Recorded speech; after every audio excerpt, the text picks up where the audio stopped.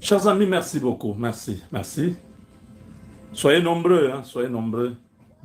On doit parler, on doit parler. Notre gouvernement doit se réveiller. Il y a un sérieux problème qui est au point d'arriver et ça va dans les deux sens. Ok. Si nous sommes préparés, nous allons contrecarrer le plan de Kagame. Mais si nous continuons à nous comporter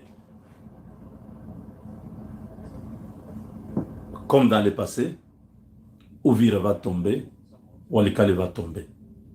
J'espère que les stratèges congolais, les généraux, disons, parce qu'ils sont toujours là, nous attendons que le président change les choses, qu'on nous amène des généraux qui sont réalistes, qui peuvent changer les choses sur le terrain. Pas des généraux qui rêvent. Parce que le chef d'état-major que nous avons, lui rêve. Ce n'est pas un commandant des opérations pour le FARDC. Il est chef d'état-major, donc le commandement, les opérations, c'est toujours lui. Mais il va à Moura, il dit aux nouveaux soldats que vous allez là-bas pour stopper l'ennemi, pour qu'il ne puisse pas avancer. C'est comme si Jules Banza n'a pas des ambitions de voir le Congo libéré. Vous êtes le chef de l'armée, votre objectif c'est défendre la patrie. Toute menace extérieure, vous devez repousser ça avec vos hommes. Tous les moyens sont à votre disposition. Bon, il donne un message ambigu, un signal flou. Je vous ai dit non, l'autre fois, que si la trompette donne un son confus, qui se préparera à la guerre, c'est dans la Bible. Alors on demande que ceux qui m'obêtent trompette, azobimisa son ya malamu te, bato bongama pona bitumba ndenge nini. Dans l'ancien temps, la guerre, c'était les sentinelles qui étaient sur la muraille, qui regardaient, qui surveillaient l'extérieur pour protéger ceux qui sont à l'intérieur de la muraille. C'est comme si le Congo, là, vous mettez une clôture tout autour de la RDC. Maintenant, les gens se mettent au-dessus là-bas. Quand ils voient les gens venir avec les armes, ils sonnent la trompette pour dire « Ah, on est attaqué ». Il y avait aussi des trompettes. Quand quelqu'un est mort, on sonne la trompette pour annoncer la mort, même au village voisin. Pour dire, chez nous ici, on a un mort. Ou s'il y a le mariage où un enfant est né, la trompette sonne, mais c'est pour un objectif. Vous voyez? Pour annoncer la naissance d'un enfant, pour annoncer le mariage. Mais la trompette, quand vous sonnez la trompette et que le son n'est pas clair, les gens vont peut-être penser que non, un enfant est né ou bien mariage, pendant que c'est la guerre. C'est pourquoi la Bible pose la question de si la trompette donne un son confus, qui se préparera à la guerre? Donc si le chef d'état-major ne communique pas bien avec les troupes, comment les troupes vont se préparer à la guerre? Donc le commandant doit être en mesure de mobiliser, motiver et pousser les troupes à la victoire, à la bataille, à la conquête. Il doit les monter le moral pour enlever la peur, pour qu'ils croient qu'ils sont les plus forts.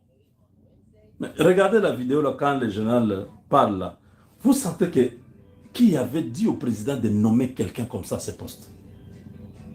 Comment on peut prendre quelqu'un qui est calme comme ça Non, le général, même sous le Mobutu, vous voyez vraiment, hein, vous voyez, quand vous voyez Luboya, Kachamala, vous voyez le général, comment, Kassongo, vous voyez le général, vous sentez que même quand il parle, même la voix déjà commande. Donc, on a juste besoin que vraiment qu'on nous aide à voir des personnes qui peuvent aider là-bas. Alors, mes chers amis, qu'est-ce qui se passe? Le Rwanda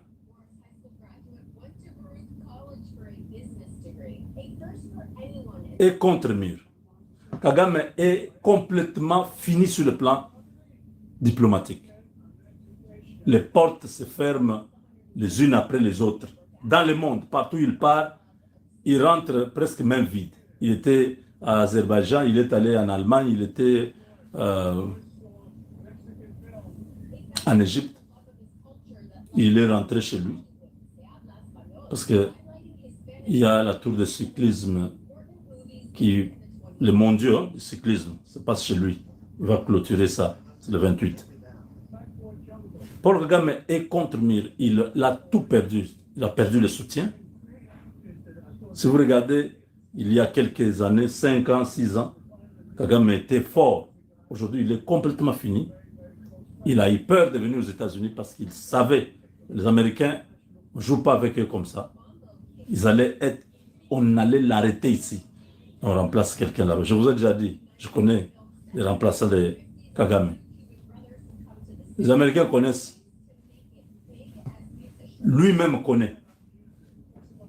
Mais bon, ça c'est pas l'objectif de l'émission. Ici, je voulais dire que l'homme est complètement fini. Même les militaires qu'il utilise, on va se dire qu'on va prendre les militaires dans d'autres pays, on force, on prend les vieillards, on prend les femmes enceintes, on prend tout le monde. Ils doivent aller au Congo pour servir de chair à canon, pendant que la France aide le Rwanda à faire sauter les verrous d'Uvira et de Walikale. Paul Kagame, avec ses hommes, se disent « Ok, on va distraire les Congolais. » Comme d'habitude, hein. On parle plus de dos, hein. C'est resté un peu comme ça, on ne sait pas trop. Ça va dans quel sens? Allez dire que bon, vous acceptez de signer un accord pour... ce sont les mesures de sécurité. Ils ont signé ça hier, ici, à New York. Dans cet accord, c'est quoi? Le 1er octobre, Paul Kagame va retirer ses troupes. Bon, il va commencer à retirer ses troupes. C'est ce qu'ils appellent mesures défensives. C'est un terme qui n'a pas de sens. C'est juste pour couvrir la présence de l'armée rwandaise en RDC. Donc, ils vont commencer à retirer leurs troupes le 1er octobre. Et la RDC s'est engagée aussi à neutraliser les FDLR. Tout ça du mensonge. Tout ça, ils sont en train d'endormir les Congolais.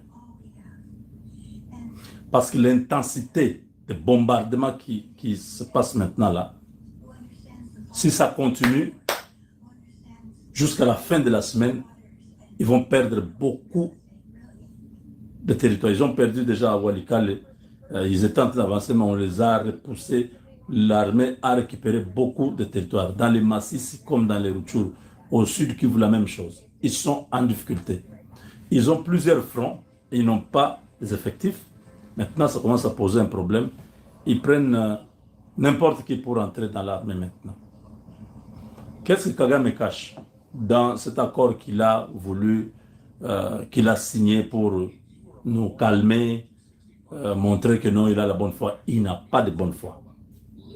Je dis bien, il n'a pas de bonne foi. Partout à Azerbaïdjan, il était parti chercher les armes. En Égypte, il est allé chercher les armes. Pour lui, presque mourant, Kagame maigrichon, la santé problématique, mais parce qu'il ne veut pas qu'on dise qu'il a échoué, il a perdu, il a ceci, il continue à se battre. Il fait ceci. Le 1er avril, le 1er octobre, là, c'est un code. Ce n'est pas le jour où il retire les troupes, c'est le jour où il attaque la RDC. L'attaque sera généralisée. Ils vont tout faire pour tenter le Burundi. Si ça ne marche pas là-bas, ils vont forcer Uvira pour qu'Uvira tombe. Pourquoi ils ont choisi le 1er octobre? C'est parce que ils veulent garder l'image positive de ce mondiaux du cyclisme qui se passe à Kigali, au Rwanda. Ils veulent que cet événement se passe dans les calmes, dans la paix, que ça se termine aussi dans la paix, que le monde dise non, c'est un pays très stable, que cet événement-là puisse faire la promotion, la visibilité du Rwanda. Vous comprenez l'objectif? Ils n'ont pas besoin maintenant là de nous attaquer ou de nous déranger. C'est à nous, si nos généraux là étaient des techniciens, des stratèges, ils allaient comprendre, anticiper maintenant. C'est maintenant là qu'il faut attaquer Goma, attaquer Bukavu, récupérer. Parce qu'ils ne vont pas arrêter, ils ne vont pas prendre les troupes au Rwanda pour venir aider. Je ne sais pas si vous comprenez. Ils ont mis la sécurité dans les pays. Partout où le cyclisme, partout où ce cycliste passe.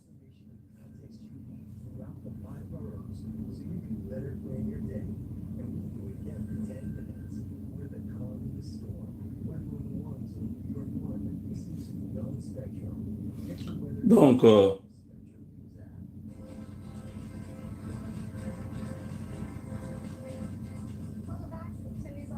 attendez, ici. Let's say you have 50K cash and you use that to buy Bitcoin on Coinbase. Bitcoin's at 100K. C'est l'un des grands événements sportifs de ce dimanche et une première sur le continent africain. Il est question de parcourir près de 270 km et plus de 5400 mètres de dénivelé positif, de quoi mettre les nerfs à rude épreuve. On en parle avec notre invité de ce dimanche matin. Oui, c'est cet événement qui est là-bas. Parce que ça marque avant tout le fait qu'il n'y a jamais eu un meilleur moment, un moment opportun pour investir dans le sport et dans l'économie du sport en Afrique. Pourquoi? Parce qu'en fait, c'est la validation par l'institution mondiale, un détenteur de droit, comme on l'appelle, la validation que l'Afrique peut accueillir des événements majeurs. Donc, ils ont fait cette histoire pour faire la visibilité du Rwanda. Ils ne peuvent pas nous attaquer maintenant. C'est à nous de les attaquer maintenant. Je ne parle pas d'aller au Rwanda. Je parle d'attaquer Bukavu et Goma. Si nos militaires étaient stratèges, c'est ce moment ici. Oui, vous avez bombardé, mais pour quelle finalité? Vous avez appuyé au sol, vous avez récupéré. C'est le moment d'intensifier l'attaque sur Bukavu, récupérer Goma maintenant. Parce que le 28, cette compétition se termine. Le Rwanda fait bien les choses, il montre au monde que tout était bon. Et ce sera l'attaque. Vous allez voir. C'est pas... Aujourd'hui, nous sommes le 25. Regardez après le 28 ce qui va se passer. Vous allez comprendre ce que je dis. Nos militaires, je ne sais pas, sont complices. Nos militaires, ils ont besoin vraiment que cette guerre se termine. On ne comprend rien. C'est un moment comme celui-ci où il fallait frapper fort. Parce qu'il n'y aura pas de renforts qui viendront du Rwanda. Je ne sais pas si vous comprenez. Vous appuyez les hommes, 10 000 hommes. Je ne sais pas quel genre de... L'armée congolaise, elles ont les Kelanga, je me demande. Les drones sont là, qui vous donnent des localisations de ces criminels-là. Les avions de chasse sont là. Les troupes, on nous a montré 14 000.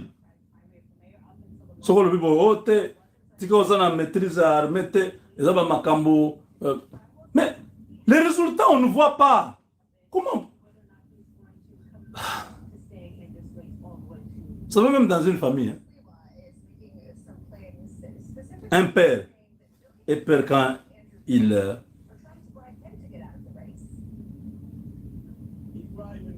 fait son rôle, il joue son rôle de père.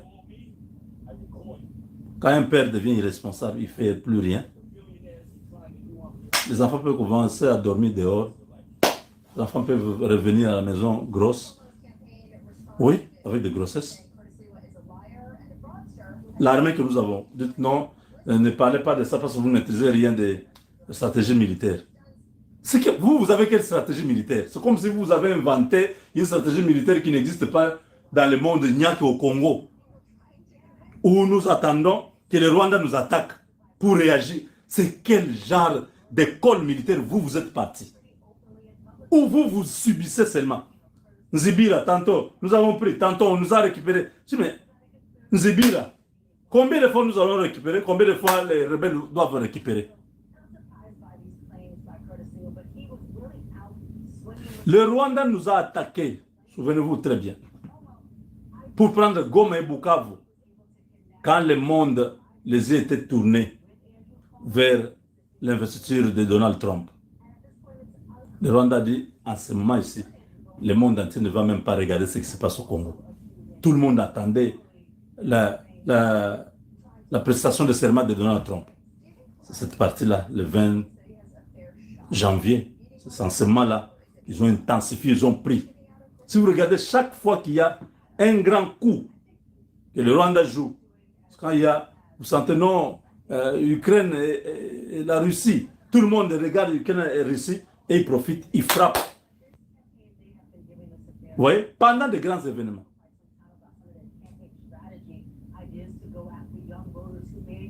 Maintenant, ils ont un grand événement chez eux. Ils n'ont pas voulu nous provoquer ou nous attaquer. Ils font des petites histoires là. Mais attendez. Attendez que ce cyclisme, ce mondial de cyclisme termine. Vous allez voir ce qu'ils vont faire. Et notre armée attend. Non, on a des troupes. Mais vos troupes là, quand ils viennent et arrivent à Ouvir, pourquoi vous ne leur dites pas, il y a la position de M23 là-bas, la position de RDF là-bas, attaquer. Non, non, nous sommes cessés le fait. Il faut que M23 attaque pour qu'ils réagissent. Je dis, mais vous êtes dans votre propre pays. Si vous violez ce cessez-le-fait, qui viendra vous menacer? La France dira, ah, vous avez violé le cessez-le-fait, eux ne peuvent pas, eux peuvent violer. M23 peut violer le cessez-le-fait, vous attaquez, il n'y aura aucun problème. L'Amérique ne va pas rougir, les grandes nations ne vont pas rougir pour venir faire la guerre. Mais quand les FARDC violent le cessez-le-fait, il y aura des problèmes. C'est faux, c'est un faux fuyant. Nous n'avons pas de bons militaires. Donc, ceux qui dirigent, nous n'avons pas de bons. Les quelques-uns qui sont bons, on ne veut pas leur donner la responsabilité de faire la guerre. Quelqu'un qui a peur d'engager les troupes à la guerre, oh non, on n'est pas encore prêt. Bon, je pense que j'ai fait cette analyse pour le président de la République, notre Premier ministre, notre ministre de la Défense, notre chef d'état-major général, parce que c'est lui qui est là, et pour tous les Congolais. Vous avez bien compris, non? Le Rwanda, en ce moment, il est dans une position de faiblesse. Si nous attaquons Goma et Bukavu, nous avons la possibilité de récupérer. Il ne pourra pas abandonner le cyclisme là-bas. Dès qu'on attaque Goma, vous verrez la population de Goma, ils vont fuir vers Gisenyi. L'afflux de population qui partira de Goma vers Gisenyi. Ça va faire stopper ce cyclisme-là. On va stopper ça. Il y a plein d'étrangers, de blancs, tout ça, qui sont venus de partout. Ils sont en ce moment ici au Rwanda. Si vous attaquez Goma maintenant là, il y aura des déplacés. Parce qu'ils vont fuir les combats, non? Ils vont quitter provisoirement pour aller vers Gisenyi se protéger. Et là-bas, les hôtels seront bondés. La situation sécuritaire sera catastrophique. Ils vont stopper. Ça sera un échec pour eux. Entre-temps, nous aurons récupéré Bukavu et Goma. Il n'y a pas de gens qui réfléchissent comme ça, malheureusement. Que Dieu aide le Congo. Les responsables, le président de la République et le gouvernement, vous avez entendu parler à votre chef d'état-major général. Parlez à l'armée. Dites-leur. Si vous ne le faites pas maintenant, eux, dès que cette histoire se termine, ils seront contents d'avoir bien organisé leur cyclisme. Ils vont maintenant dire, bon, maintenant, nous concentrons tout pour prendre Bukavu et plutôt Uvira et avancer. Avec Dieu, nous vaincrons.